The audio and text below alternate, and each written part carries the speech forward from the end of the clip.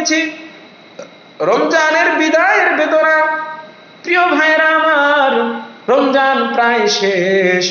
কয়েকদিন আগেই তো আমরা এই রোজাটা শুরু করেছিলাম।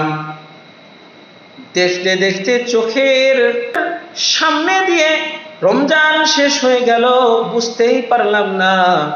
যারা রোজা রাখে নাই তারা কি বুঝবে এই রমজানের কদর, রমজানের মর্যাদা, রমজানের সম্মান।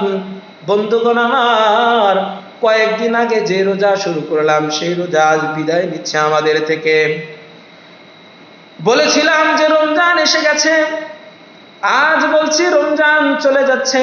প্রশ্ন হলো, এই রমজান আমাদের কি দিল? আমরা কি বদলেছি, কি বদলাইতে পেরেছি? আমাদের জীবনকে কি আমরা বদলাইতে পেরেছি কিনা? নামাজ কি আমাদের জীবনে বেড়েছে কিনা?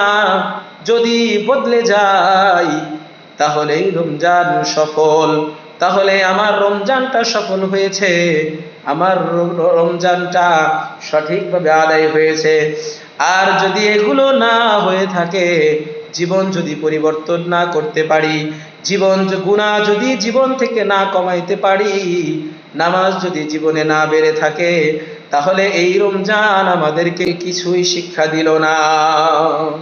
বন্ধুগণ আমার, আসুন তাই আজকে এই 28তম রোজায় আমরা নিয়ত করি, আল্লাহ রাব্বুল আলামিন যেইভাবে আমাদেরকে চালিয়েছে, রোজা রেখেছি, নামাজ পড়েছি, কোরআন তেলাওয়াত করেছি, গুনাহ একটু একটু কমিয়েছি, আসুন সারা বছর এই ধারাবাহিকতা বজায় রেখে আল্লাহর দরবার থেকে আমরা গুনাহ মাফ নেই, কোরআন তেলাওয়াত করি, নামাজ সঠিকভাবে ধারাবাহিকতা অবলম্বন করি।